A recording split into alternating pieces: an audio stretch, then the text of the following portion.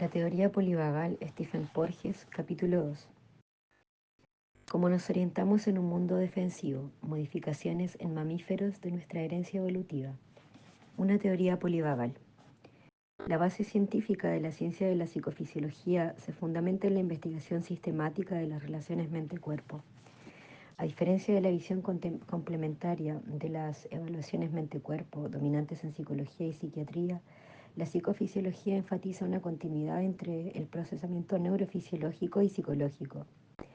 Los psicofisiólogos asumen que el sistema nervioso aporta las unidades funcionales para la traducción bidireccional de los procesos psicológicos y fisiológicos. Así, desde una perspectiva psicofisiológica, es posible conectar procesos psicológicos con procesos neurofisiológicos y estructuras cerebrales mediante mediciones y no solo a nivel teórico. Este capítulo se centrará en la regulación neural del corazón a través del nervio vago y en cómo ha evolucionado dicha regulación para facilitar determinados procesos psicológicos. La teoría polivagal, tal como se describe en este capítulo, aporta una explicación de cómo las vías vagales regulan la frecuencia cardíaca en respuesta a la novedad y a diversos factores perturbadores. La teoría propone que a lo largo de la evolución los mamíferos han desarrollado dos sistemas vagales, una reliquia filogenética de anfibios y reptiles y una modificación evolutiva única en mamíferos. De acuerdo con la teoría polivagal, los dos sistemas vagales se programan con diferentes estrategias de respuesta y pueden hacerlo de modo contradictorio. Se propondrán explicaciones para varios fenómenos psicofisiológicos y trastornos psicosomáticos. La teoría está basada en publicaciones ya verificadas sobre neurofisiología, neuroanatomía y psicofisiología. La teoría arousal. Legado histórico. Los primeros estudios psicofisiológicos asumían que las mediciones anatómicas periféricas proporcionaban indicaciones sensibles del arousal o activación. Darrow, Yost, Salomon y Margener, 1942. Duffy, 1957, Lindsay, 1951 y Malmo, 1959. Este punto de vista se basaba en un conocimiento rudimentario del sistema nervioso autónomo, que daba por sentado que los cambios de la actividad electrodérmica y frecuencia cardíaca eran indicadores precisos de la actividad simpática. A medida que se desarrollaba la teoría de la activación arousal, se fue asumiendo una continuidad entre las respuestas autonómicas periféricas y los mecanismos centrales. Según este supuesto, cualquier órgano influenciado por las fibras simpáticas eferentes, como el sistema sudomotor, vascular o cardíaco, era un indicador potencial de la actividad límbica o cortical. Aunque nunca se llegaron a esbozar las vías específicas que relacionaban estos distintos niveles, y aún siguen siendo incompletas, las mediciones electrodérmicas y de frecuencia cardíaca se convirtieron en su foco principal de investigación durante los primeros años de historia en la Society for Psychophysiology Research. Esto, research. Esto era debido a su supuesta inervación simpática y en parte a la disponibilidad de las mediciones.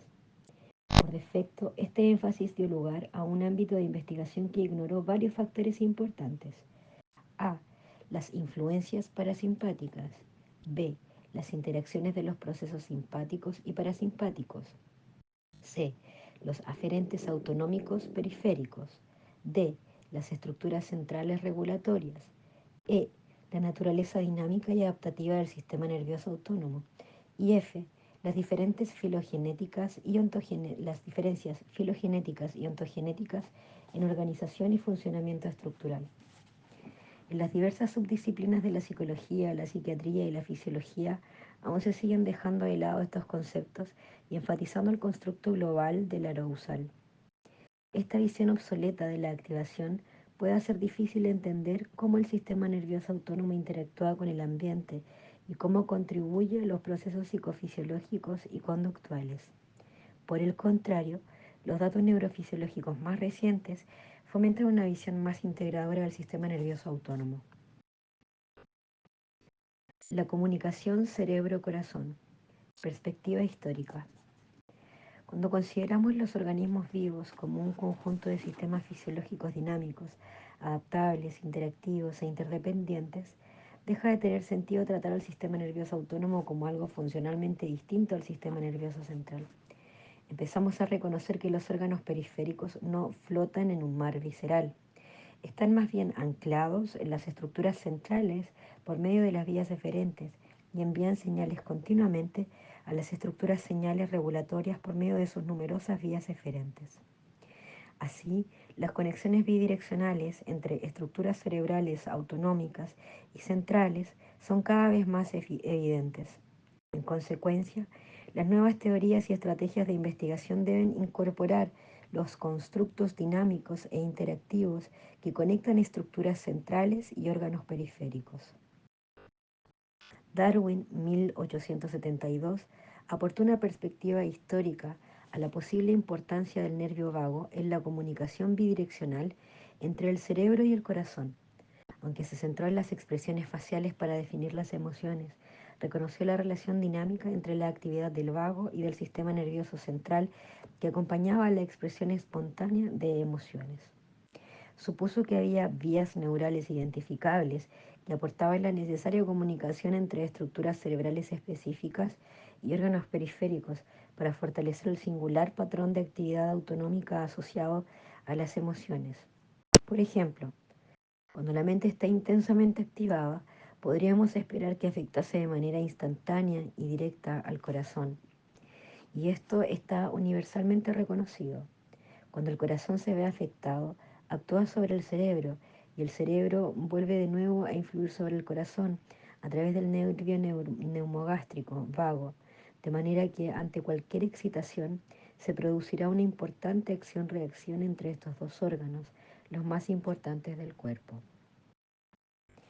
Darwin pensaba que cuando se producía un estado emocional, el latido del corazón cambiaba instantáneamente. Este cambio en la actividad cardíaca influía sobre la actividad cerebral y las estructuras del tronco cerebral estimulaban el corazón a través de los nervios craneales, el vago. No llegó a dilucidar los mecanismos neurofisiológicos que transmiten la expresión emocional inicial al corazón. Darwin no tuvo a su disposición nuestros conocimientos actuales sobre el origen del tronco cerebral y la función neurofisiológica de las diversas ramas del nervio vago. En ese momento no se sabía que las fibras vagales se originan en distintos núcleos medulares y que las ramas del vago ejercen control sobre la periferia a través de diferentes sistemas de retroalimentación. Sin embargo, las afirmaciones de Darwin la afirmación de Darwin es importante ya que enfatiza la retroalimentación aferente del corazón al cerebro, independiente de la médula espinal y el sistema nervioso simpático, y el papel regulador del nervio neumogástrico, denominado nervio vago, a finales del siglo XIX en la expresión de las emociones. Darwin atribuyó estas ideas a Claude Bernard como un ejemplo de la regulación del sistema nervioso de milieu interieur, en consonancia con una psicofisiología más contemporánea. Claude Bernard consideraba al corazón como el principal sistema de respuesta, capaz de responder a todo tipo de estimulación sensorial. Destacó de modo explícito la potencia de las vías que iban del sistema nervioso central al corazón. Cornard, 1979. Estas ideas se describen en la siguiente cita. Claude Bernard, 1865, citado Cornard, 1979. En el hombre, el corazón no es solo el órgano central de la circulación de la sangre, es un núcleo sobre el cual actúan todas las influencias sensoriales. Pueden transmitirse desde la periferia por la médula espinal, desde los órganos a través del sistema nervioso simpático o desde el propio sistema nervioso central. De hecho, los estímulos sensoriales procedentes del cerebro tienen sus efectos más potentes sobre el corazón. Aunque en raras ocasiones han sido reconocidos como fundadores de la psicofisiología moderna, Bernard y Darwin han contribuido a la fundamentación teórica de la neuropsicofisiología del sistema nervioso autónomo. Las citas documentan su opinión de que el corazón no solo proporcionaba un sistema de salida, output, desde el cerebro, capaz de ser un indicador del procesamiento sensorial, sino que también era una fuente de estimulación aferente al cerebro, capaz de cambiar o contribuir al estado psicológico.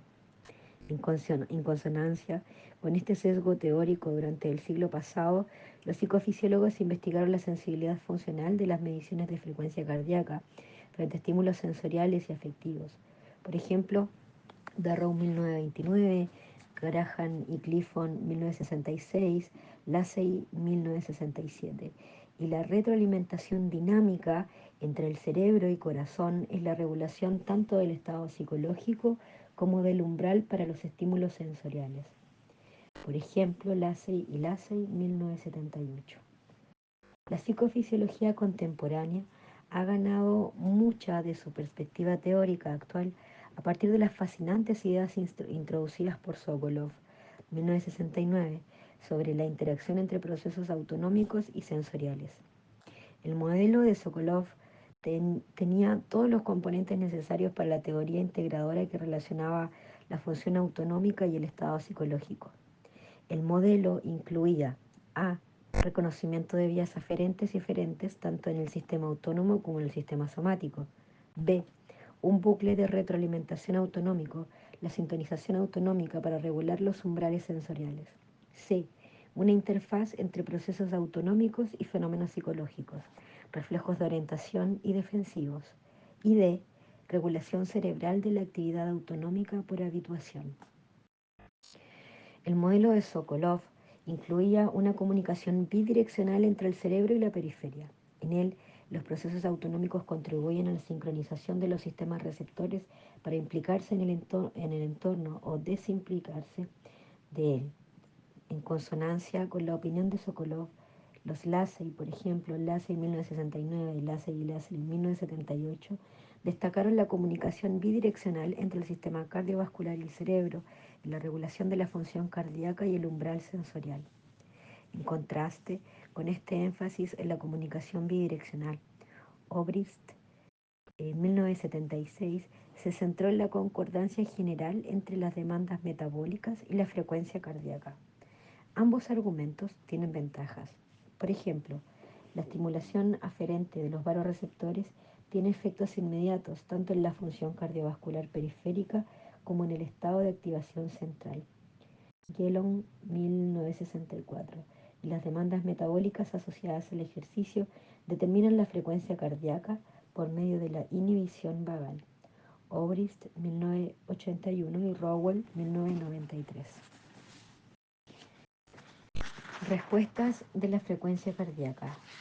Un énfasis neurogénico. A lo largo de la historia de la Society for Psychological Research, los psicofisiólogos han estudiado fenómenos robustos como los componentes autonómicos del reflejo de orientación, pero con frecuencia han carecido de modelos explicativos neurofisiológicos.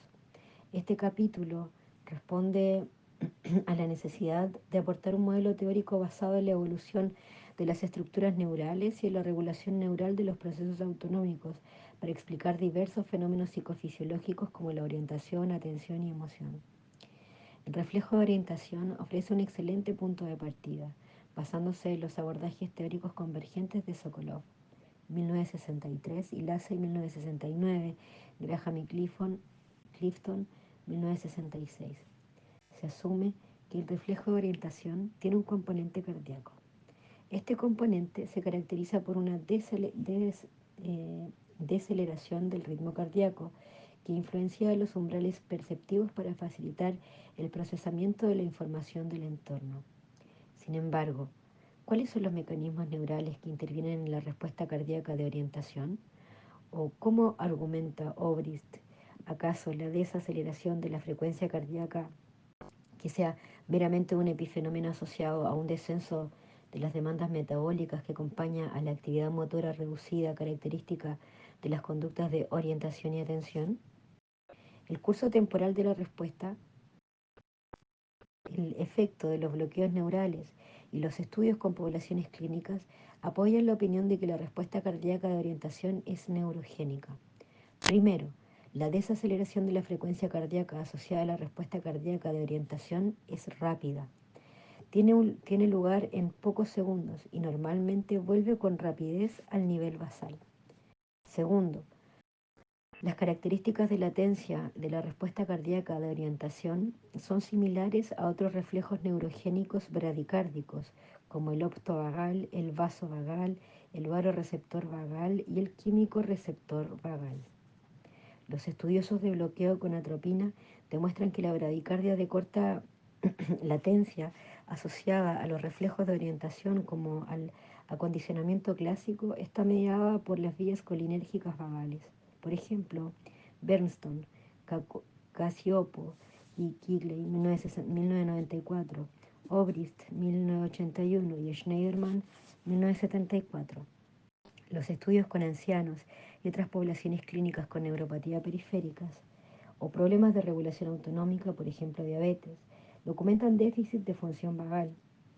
Mersman 1993, Griven, Pickering, Slate y Peto 1971, Weiling, Van Bredorede, Rich, Bost y Dunning 1982. Weiss Heiderich 1991. Además, los estudios de individuos con daño cerebral unilateral demuestran que las respuestas de frecuencia cardíaca disminuyen más en personas con daños en el lado derecho. Yokoyama, Jennings, Ackles, Hood y Boyer en 1987. Este último descubrimiento es consistente con la evidencia de la regulación neurofisiológica de la frecuencia cardíaca. Se admite sobre todo a través del nervio vago derecho al nodo sinoauricular y que la frecuencia cardíaca está fundamentalmente bajo control de estructuras cerebrales ipsilaterales superiores. Barwick y William, 1975.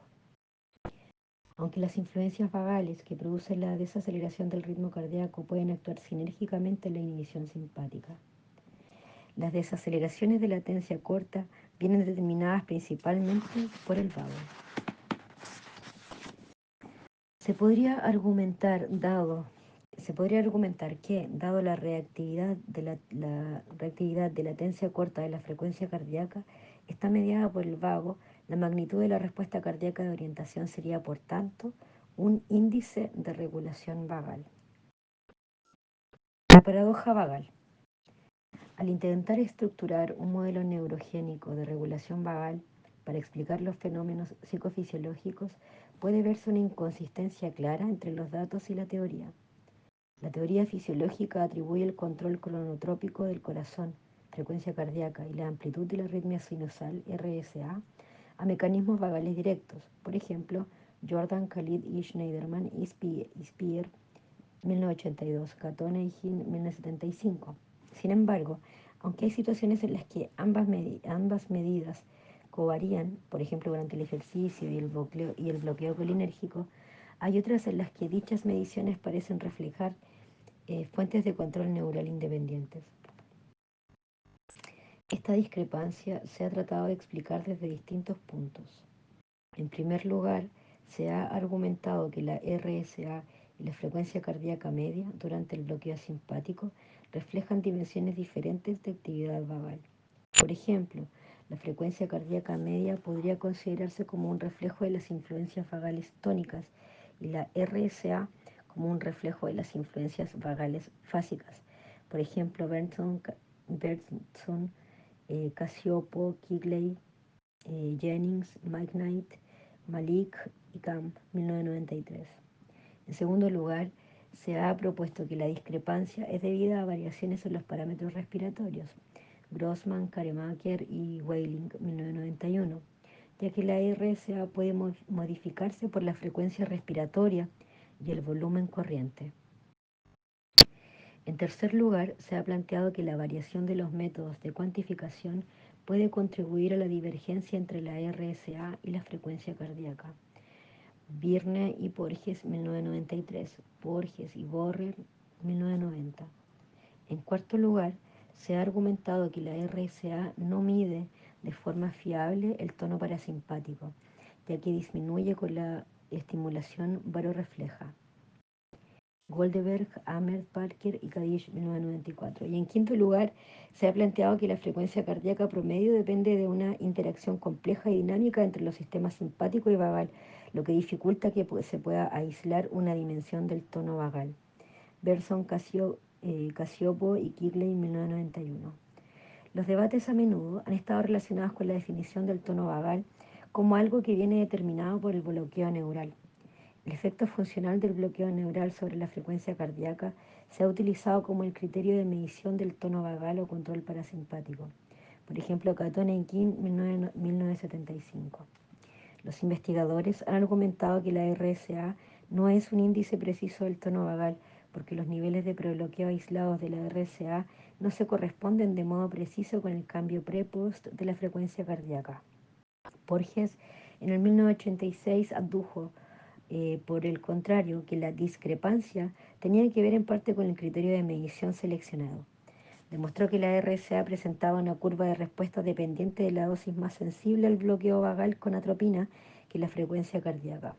Esto sugiere la posibilidad de que la RSA monitorizada durante periodos de respiración espontánea pueda proporcionar una variable criterio más adecuada que la frecuencia cardíaca. Se puede aportar respaldo neurofisiológico a esta propuesta. La RSA es un fenómeno vagal, en cambio el ritmo cardíaco viene determinado por diversas fuentes, incluidos factores vagales, simpáticos y mecánicos. Por tanto, puede cuestionarse la eficacia del cambio de la frecuencia cardíaca tras el bloqueo colinérgico como un índice del tono vagal. Esta polémica ha dado lugar a un contexto inestable para el debate sobre la interpretación neurofisiológica de la RCA y la eficacia de ciertos métodos específicos de su cuantificación. En estos debates se suele asumir que el tono vagal cardíaco es de procedencia central. Dichas argumentaciones no atribuyen las diferencias a mecanismos centrales, sino a las características de respuesta de frecuencia cardíaca y RSA.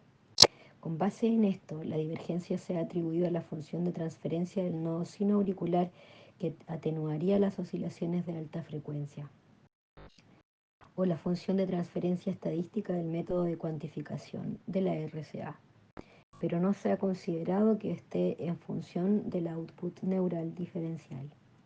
Sin embargo, con independencia de la metodología y cuantificación durante periodos de parámetros respiratorios estables, se han ido acumulando datos que demuestran que la RSA y la frecuencia cardíaca, independientemente de la influencia simpática, responden a menudo de forma diferente.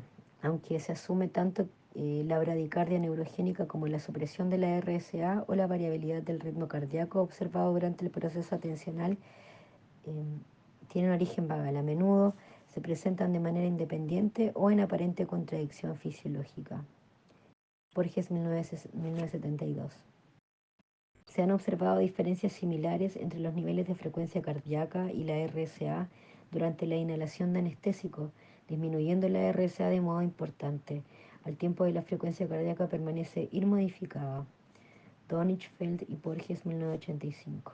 Se pueden ver ejemplos adicionales de convergencia y divergencia entre RSA y frecuencia cardíaca en diseños tanto intrasujeto como intersujeto. Por ejemplo, las diferencias individuales en reposo entre frecuencia cardíaca y RCA contribuyen de modo independiente a las mediciones de tono vagal cardíaco derivadas del bloqueo vagal.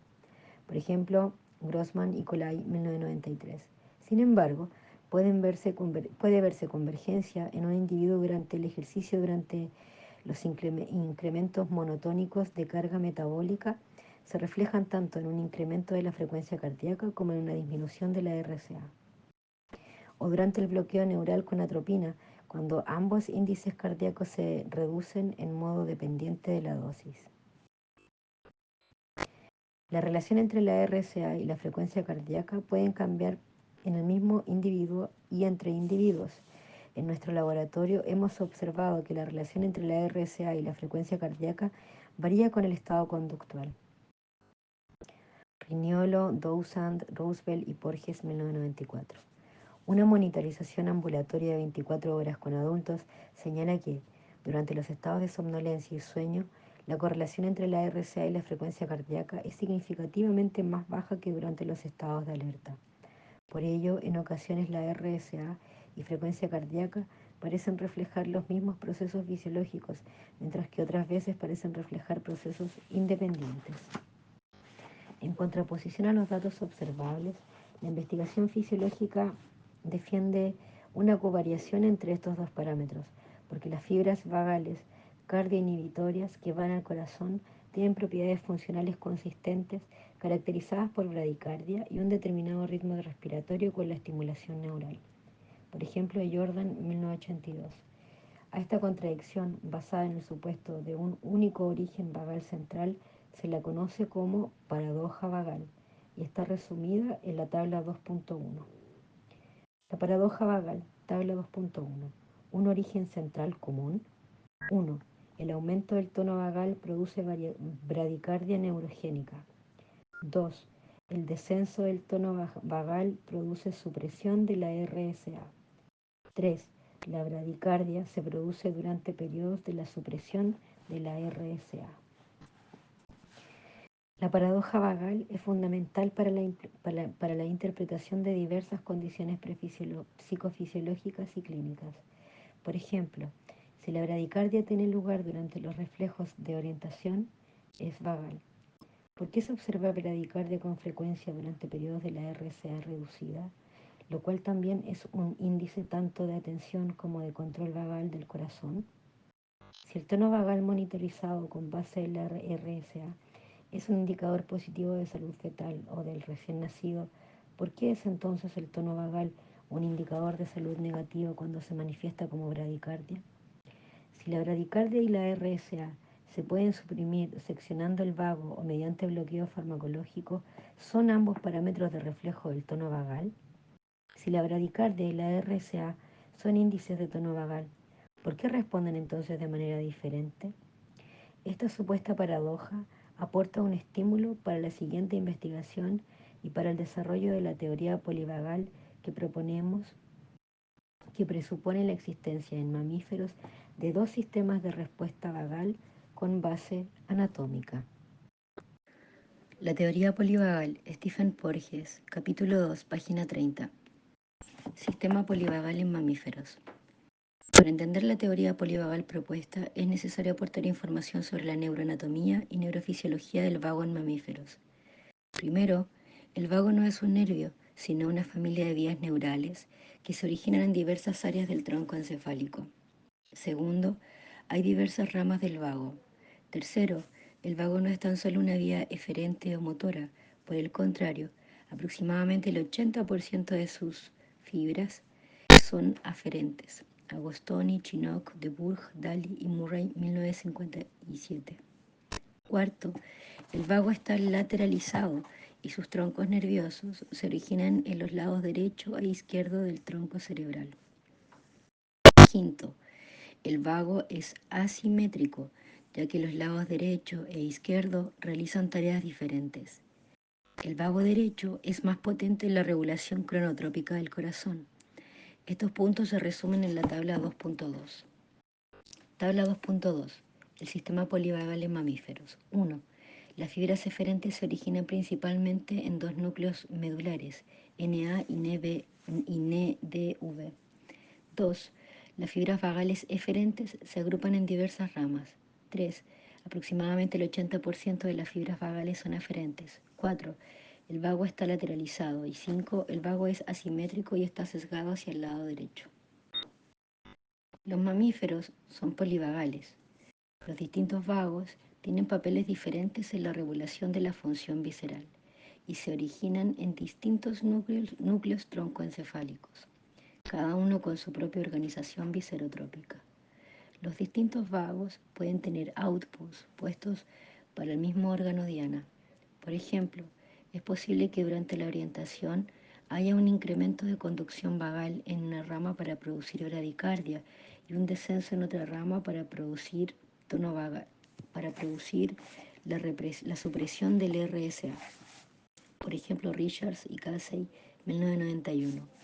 El concepto de tono vagal no puede por tanto generalizarse a todas las vías vagales eferentes, ni siquiera al órgano diana, por ejemplo corazón, como se había pensado, por ejemplo Grossman y Nicolai, 1993, sino que puede que tenga que limitarse a una rama o subsistencia específico del vago que está siendo evaluada. Y el fascinante concepto de área autonómica propuesto por Benson en el 91 al 93, para resolver las interacciones dinámicas simpático-parasimpáticas, puede precisar una dimensión más para tener en cuenta las potenciales interacciones vagovagales. La teoría polivagal propone que la bradicardia neurogénica y la RSA estarían mediadas por diferentes ramas del vago. Por tanto, las dos mediciones del tono vagal cardíaco utilizadas habitualmente, aunque no son intercambiables, pueden representar distintas dimensiones del tono vagal. En mamíferos, las fibras motoras principales del vago tienen su origen en dos núcleos medulares diferentes y definidos: el núcleo motor dorsal del vago, NDV, y el núcleo ambiguo, NA. El NDV, núcleo motor dorsal del vago, está en la médula dorsal medial. El NA, núcleo ambiguo, es ventral al NDV, en la formación reticular ventrolateral. El término ambiguo subraya las dificultades iniciales para determinar sus límites y conexiones dentro de la formación reticular. Mitchell y Warwick, 1955. Un tercer núcleo medular, localizado cerca del NDV, el núcleo del tracto solitario, es el punto final de muchas de las vías aferentes que van desde los órganos periféricos a través del vago. Este conjunto de tres estructuras neurales medulares constituye el principal componente regulador central del sistema vagal. Las ubicaciones relativas de estos núcleos medulares se ilustran en la figura 2.1. La mayoría de las células que tienen su origen en el NDV se proyectan hacia estructuras subdiafragmáticas, por ejemplo estómago, intestinos, etc. Por el contrario, solo la porción rostral del NA da inervación vagal a estructuras subdiafragmáticas, mientras que la mayoría de las células del NA se proyectan a estructuras subdiafragmáticas: laringe, velo del paladar, esófago, bronquios y corazón. Las técnicas electrofisiológicas y de trazado neural en mamíferos proporcionan pruebas adicionales de que los dos núcleos vagales podrían funcionar de manera independiente y tener distintas conexiones centrales. Estos estudios han demostrado que no hay conexión aparente entre ambos núcleos, aunque los dos reciben inputs del NTS, del núcleo central de la amígdala y del hipotálamo. Hopkins, 87, Leslie Reynolds y Lawes, 92. Está ampliamente aceptado que en mamíferos las principales neuronas motoras cardioinhibidoras están localizadas en el NA. Sin embargo, las fibras motoras del NDV enlazan el vago cardíaco. Bennett, Ford, Kidd y McWilliam, 84. Las neuronas cardioinhibidoras y broncoconstrictoras localizadas en el NA tienen axones vagales mielinizados de conducción rápida en el rango de fibras B. McGallen y Speyer, 76-78. Por el contrario, las neuronas ubicadas en el NDV tienen axones que se proyectan a las ramas vagales, que no están mielinizadas y que son de conducción más lenta en el rango de fibra C. Aunque se han descrito neuronas vagales cardioinhibidoras con axones eferentes de conducción en el rango de fibras B, localizadas tanto en el NDV como en el NA. Las neuronas con axones de conducción en el rango de fibra C están restringidas al NDV. Aún no se comprende del todo el papel de las fibras vagales no mielinizadas que tienen sobre el corazón. En estudios con gatos y perros, la estimulación de estas fibras no afectó la frecuencia cardíaca. Sin embargo, aunque de momento no está demostrado, la función de estas fibras puede ser dependiente del flujo saliente de las fibras mielinizadas del NA y cambiar bajo condiciones como hipoxia. Por ejemplo, se puede potenciar la influencia de las fibras no mielinizadas sobre el corazón cuando se bloquea el flujo de las fibras sobre las fibras, eh, cuando se bloquea el flujo desde las fibras mielinizadas del NA. Por el contrario, en conejos, la estimulación de las fibras no mielinizadas da lugar a una lentificación de la frecuencia cardíaca. Woolley, McWilliam, Ford y Clark, 87. La citoarquitectura del NA muestra que la porción dorsal contiene núcleos donde se originan eferentes viscerales especiales, fibras motoras voluntarias, y que la porción ventral contiene núcleos en los que se originan eferentes viscerales generales, fibras motoras involuntarias. Las proyecciones motoras de la porción dorsal Van a los órganos diana como la laringe, faringe, el velo del paladar y el esófago. Las proyecciones motoras desde la porción ventral van a diversos órganos diana, eh, incluidos el corazón y los bronquios. De hecho, estas proyecciones son responsables de las principales vías cardíacas y broncomotoras y son mucho más numerosas que las vías originadas en el NDV. Existe una clara distinción entre la organización viscerotrópica de los dos núcleos vagales, el NDV, núcleos vagales. El NDV aporta los principales eferentes vagales a los órganos subdiafragmáticos que regulan los procesos digestivos y alimentarios. Por el contrario, el NA aporta los principales eferentes vagales a los órganos dianas supradiafragmáticos, incluidos el velo del paladar, faringe, laringe, esófago, bronquios y corazón. La teoría polivagal.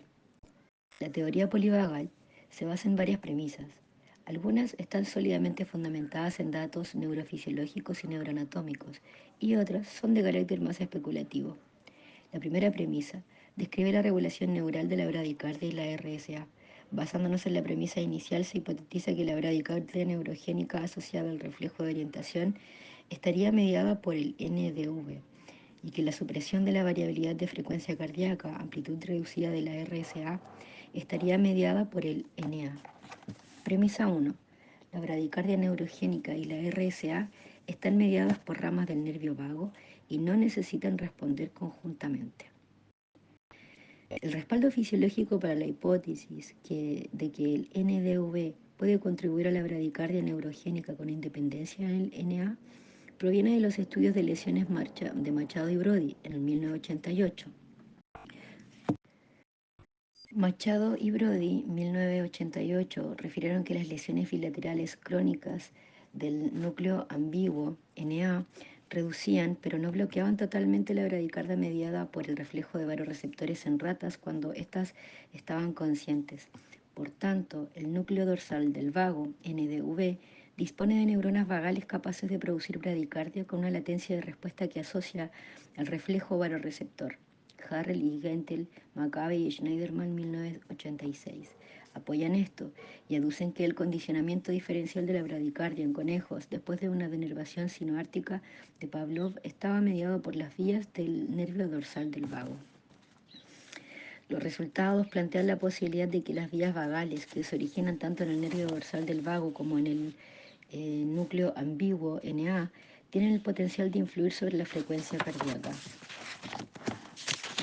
Desarrollo filogenético del sistema polivagal. Las investigaciones sobre el desarrollo filogenético del vago respaldan la primera premisa. Dado que nuestro interés orienta en los mamíferos, concretamente los humanos, este capítulo se centrará en la evolución de la regulación vagal de la función cardíaca desde los reptiles hasta los mamíferos. Hay dos interrogantes. ¿Producen los reptiles patrones de frecuencia cardíaca durante la orientación similares a la bradicardia neurogénica observada en mamíferos? ¿Producen los reptiles un fenómeno similar a la RSA?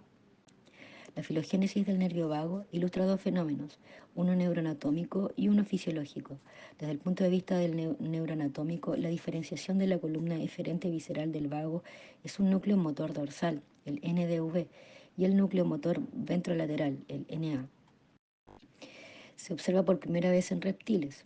En tortugas, por ejemplo, Xenoliamidas y Domonia subtrijuga, aún existe una conexión entre ambos núcleos, pero en las lagartijas, por ejemplo, Veranus salvator, y cocodrilos, por ejemplo, Caimán cocodrilus, la separación entre el nervio dorsal del vago y el núcleo ambiguo es tan compleja como en mamíferos. La orientación conductual en reptiles se caracteriza por focalizar los exteroreceptores y congelar la motricidad gruesa. Se ha observado bradicardia neurogénica simultánea en esas conductas. Belkin, B.A.C. Regal, 1978, señaló que la bradicardia forma parte de la respuesta de miedo de la iguana. Además, McDonald, 1974, habló de la bradicardia en culebras durante la muerte aparente. La mayoría de los investigadores consideraron incompatibles estos datos en el énfasis predominante de la activación y el uso de la frecuencia cardíaca como indicador arousal. ¿Cómo podría la bradicardia reflejar un aumento de activación en el contexto de la teoría arousal, centrada en el sistema nervioso simpático? En contraste, no se ha observado RSA en reptiles.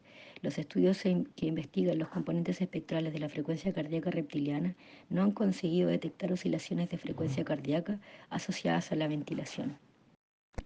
El desarrollo filogenético no solo nos muestra cambios en la neuroanatomía del vago, sino cambios paralelos de conducta. Uno de los cambios conductuales ha sido la edición de atención activa voluntaria y de emociones complejas. A la hora de enfrentarse a un mundo defensivo, los mamíferos, al igual que los reptiles, tienen una primera respuesta refleja ante la novedad, la respuesta de orientación. Sin embargo, también poseen conductas adicionales en su repertorio. Después de una orientación independiente o refleja, los mamíferos pueden responder voluntariamente con atención sostenida para propiciar un procesamiento detallado de la información o mediante expresiones faciales y vocalizaciones para potenciar la comunicación. Por lo tanto, los reptiles se orientan, los mamíferos pueden orientarse primero y luego elegir entre atender o comunicarse. La diferencia entre los sistemas cardíacos en reptiles y mamíferos nos da información sobre el origen filogenético de conductas como la orientación en reptiles y la atención y la emoción en mamíferos. El gasto cardíaco, por lo tanto, la producción de energía en mamíferos excede con mucho a lo de los reptiles. Los mamíferos tienen demandas metabólicas entre 4 y 5 veces mayores que la de los reptiles. Else y Hubert, en el 1981, han propuesto la metáfora de una máquina o vehículo para comparar la eficacia y el funcionamiento de los sistemas metabólicos de los mamíferos y los reptiles. Según estos autores, el mamífero medio en reposo requiere de 4 a 5 veces más gasolina que el reptil medio en reposo, incluso controlando el peso corporal y temperatura ambiente. Partiendo de esta metáfora, los reptiles representan vehículos motores de 1 litro y los mamíferos representan vehículos motores de 4 o 5 litros. Por lo tanto, como en el cuento de la carrera entre la tortuga y la liebre, los reptiles se mueven con un motor fiable pero de poca potencia, y los mamíferos se mueven con un motor sobrecargado que funciona sin repostar solo durante cortos periodos de tiempo. La capacidad de producción energética de reptiles y mamíferos contribuye a sus respectivos modos de vida. Los reptiles tienden a utilizar estrategias de alimentación pasivas. Suelen alimentarse sentándose y esperando. Se desplazan despacio y mordisquean muy lentamente. Por el contrario, los mamíferos con corazones de 4 cavidades pueden pastar y cazar activamente y adaptarse a entornos cambiantes. Regal, 1978. Para facilitar su especialización conductual y asegurar el éxito adaptativo, reptiles y mamíferos emplean distintas estrategias vagales para favorecer la supervivencia. Debido a su baja potencia, los reptiles no mantienen un freno vagal sobre el corazón, lo cual conduciría más aún a la producción de energía durante situaciones no problemáticas. Para los reptiles, durante los periodos de inactividad o apnea, normalmente asociados con conductas de congelación o buceo, las influencias vagales vía NDV son profundas y la frecuencia cardíaca es aún más lenta. Por el contrario, el control vagal del corazón prácticamente desaparece durante los periodos de respiración y otras actividades motoras. Los reptiles con su baja potencia emplean los eferentes vagales que van desde el NDV al corazón para afrontar desafíos específicos, para orientarse o congelarse en respuesta a un depredador o a una presa y para conservar oxígeno cuando se sumergen durante largos periodos de tiempo. Al contrario que los reptiles de baja potencia, los sobrecargados mamíferos utilizan los eferentes vagales del sistema nervioso autónomo del sistema eh, del núcleo, vagales desde el núcleo ambiguo como un freno persistente para inhibir el potencial metabólico de este sistema tan potente. El alto tono vagal del núcleo ambiguo impide que los mamíferos se suban literalmente por las paredes. Por tanto, al contrario que lo observado en reptiles, el tono vagal en mamíferos es más alto durante situaciones tranquilas como el sueño y se reduce activamente en respuesta a demandas externas, incluidos los estados metabólicamente exigentes como ejercicio, estrés, atención y procesamiento de información. Por ejemplo, en humanos, los estados psicológicos percibidos como amenazantes, como el pánico y la ira, se caracterizan por no tener apenas tono vagal del núcleo ambiguo, cuando se mide con base en la amplitud de la RSA. Metafóricamente, y de acuerdo con este modelo, los patrones de conducta antisocial y patológicos asociados con la ira e hiperreactividad sin autorregulación consciente se han denominado reptilianos. Si los mamíferos terrestres Adoptar una estrategia reptiliana de aumento reflejo de actividad vagal para producir una bradicardia neurogénica masiva, el resultado sería catastrófico para el córtex y el miocardio, necesitados de oxígeno. Esta estrategia produciría rápidamente isquemia cardíaca y anoxia cortical. La consecuencia de esta secuencia sería la muerte. Aunque siguen dependiendo del oxígeno, los mamíferos acuáticos utilizan un reflejo de buceo caracterizado por la bradicardia neurogénica, regulada para reducir las demandas metabólicas. Para sobrevivir, los mamíferos acuáticos tienen mecanismos complejos con los que no cuentan los mamíferos terrestres, con los que gestionar los recursos de oxígeno y cambiar las prioridades sobre este mientras se sumergen durante largos periodos de tiempo. Durante estados de estrés, cuando las demandas metabólicas son altas y se reduce el tono vagal del NA, es posible que los marcapasos cardíacos de los mamíferos, sin auricular o SA y atrioventricular o AV, tiendan a una bradicardia neurogénica mediada por el NDV. La bradicardia neurogénica puede ser masiva y letal. Esto puede ser lo que ocurre en el sufrimiento fetal, cuando se observa bradicardia en episodios hipóxicos o como un factor del síndrome de muerte súbita en bebés o adultos. De acuerdo con este modelo, se ha demostrado en perros que la hipoxia por asfixia progresiva no solo suscita un aumento de actividad vagal cardíaca, sino que también potencia la sensibilidad del nodo sinoauricular en las influencias vagales eferentes. Potter y McCloskey en 1986. Por tanto, durante la hipoxia se puede mantener una bradicardia extensa con actividad eferente vagal limitada o reducida. La teoría polivagal ofrece una posible explicación a la bradicardia neurogénica masiva observada durante el sufrimiento fetal y en neonatos de alto riesgo, en los que se observa bradicardia masiva durante el sufrimiento fetal. Existen antecedentes de una variabilidad baja entre los latidos, del mismo modo que los neonatos con menor amplitud de la RSA tienen mayor riesgo de sufrir apnea y bradicardia. Sosket, Glass, Molina y Porges, 1984. Por lo tanto, la reducción de la influencia vagal desde el NA, responsable de la menor amplitud de la RCA, parece asociarse con una vulnerabilidad al presentar la intensa bradicardia neurogénica. Potter y McCloskey en el 86 aportaron una explicación sobre cómo un funcionamiento reducido del sistema nervioso central asociado a la hipoxia puede llevar a una profunda bradicardia neurogénica.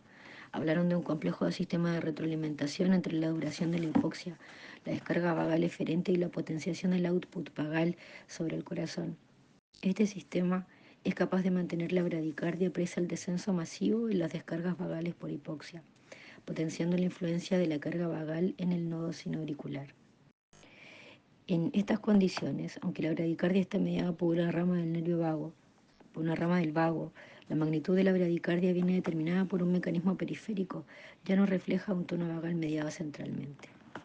Aunque Potter y McCloskey en el 86 no controlaron la RSA, hemos de asumir que en su estudio esta sería baja, porque los animales estaban anestesiados antes de las manipulaciones quirúrgicas, eléctricas e hipóxicas, y tanto la hipoxia como la anestesia se asocian con una reducción de la variabilidad de frecuencia cardíaca entre latidos, incluida la RSA.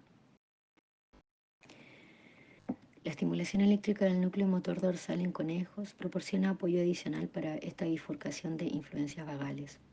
Como ilustra la figura 2.3, la estimulación eléctrica del NDV produce bradicardia sin aumento de la RSA. Esto es opuesto al efecto de la estimulación del nervio depresor aórtico, que se comunica tanto con el NA como con el NDV. La figura 2.4 muestra que un conejo anestesiado de modo similar, la estimulación del nervio depresor aórtico produce un aumento de la RSA y una bradicardia profunda. Por ejemplo, McCabe, Young, Porges y Acles, 1984. ¿Cómo nos orientamos en un mundo defensivo? La teoría polivagal propone que las fibras vagales del NDV y el NA se distinguen entre sí por su estructura y su función. En concreto, se ha señalado que las fibras eferentes vagales del NA están mielinizadas y tienen que ver con el ritmo respiratorio, y que las fibras eferentes del NDV no están mielinizadas y no se relacionan con el ritmo respiratorio. No obstante, hay algunas inconsistencias en esta distinción propuesta. Por ejemplo, Jordan en el 82 señalaron que existen neuronas vagales cardioinhibidoras del NDV con axones eferentes de conducción en el rango de la fibra B y están, por lo tanto, mielinizadas. Es más, Jordan definió que estas influyen sobre el ritmo respiratorio. Aunque sus resultados apoyan la doble fuente de diferentes vagales propuesta, también arrojan confusión sobre la distinción funcional de la propuesta. Existen diversas explicaciones posibles para la inconsistencia identificadas por Jordan en el 82. La primera podría ser metodológica. Su estudio utilizó estimulación neurofisiológica estándar y técnicas de grabación para identificar cuerpos celulares. Según Schwaber, en el 86, gracias a métodos modernos, muchas de las fibras vagales que se creían originadas en el NDV se han ubicado en el NA como la antes denominada peroxidasa de rábano. Schwaber también explicó que, dado que los axones del NA pasan muy cerca del límite del NDV, es difícil estimular o lesionar el NDV sin que exista implicación del NA, lo que genera confusión en los estudios de estimulación eléctrica. Por lo tanto, nuevos estudios con técnicas de etiquetado más precisas podrían demostrar que todas las neuronas del rango de la fibra B se originan en el NA. Los datos del conejo, las figuras 2.3 y 2.4, dan soporte adicional a la posibilidad de que haya errores de etiquetado. Según Jordan en el 82, todas las neuronas activadas por la estimulación del nervio depresor aórtico produjeron ritmo respiratorio con su descarga continuada. Igualmente, como muestra la figura 2.4, la estimulación del nervio depresor aórtico produjo tanto bradicardia como un aumento de la RSA. No obstante, la estimulación del NDV solo generó una bradicardia atenuada. Estos resultados sugieren que las fibras vagales activadas con la estimulación del NDV no se asocian a un ritmo respiratorio. Además, la bradicardia fue de latencia similar e inmediata a la observada después de la estimulación del nervio depresor aórtico. La magnitud de la bradicardia fue aproximadamente el 50% de la magnitud producida por la estimulación del nervio depresor aórtico, una técnica que supuestamente recluta fibras vagales tanto del NA como del NDV. La atribución del 50% de la magnitud del componente de la frecuencia cardíaca del reflejo vagoreceptor a cada sistema vagal es coherente con el estudio de Machado y Brody, 1988. Una segunda posibilidad es que haya diferencias entre especies de la organización y funcionamiento del NDV. Por ejemplo, para facilitar la conducta de congelación, el conejo podría haber desarrollado ciertas vías vagales melinizadas desde el NDV que fueran independientes de la función respiratoria. Según esta explicación, la NDV tendría fibras B, pero no se manifestaría en un ritmo respiratorio. De forma alternativa, algunas especies de mamíferos podrían tener neuronas dentro o cerca del NDV que fueran parte de un oscilador cardiopulmonar común. Richard y Speyer, 1990. Las investigaciones futuras determinarían si las distinciones funcionales y estructurales propuestas entre los diferentes NDV y el NA, tal como se explica en la teoría polivagal, son o no ciertas. Una preocupación adicional hace referencia a la generalización entre las especies de mamíferos. La mayoría de la investigación neurofisiológica o neuroanatómica sobre el vago en mamíferos se ha realizado en ratas, conejos, gatos y perros. Los trabajos que investigan la regulación vagal en humanos se reducen a estudios de bloqueo farmacológico con mediciones fisiológicas periféricas. Los pocos estudios neuroanatómicos del tronco cerebral humano se han realizado con frecuencia en pacientes fallecidos por enfermedad o trauma. Por tanto, podríamos cuestionarnos la capacidad de generalización de especie humana de un modelo polivagal desarrollado con base en investigaciones del tronco cerebral en clínica en ausencia de la RSA en el feto humano. Véase la figura 2.2. Cambios en RSA independientes del cambio de frecuencia cardíaca durante la inhalación de anestésico, por ejemplo en el 85, y respuestas de latencia corta en ambos sistemas, que apoyan a un modelo polivagal.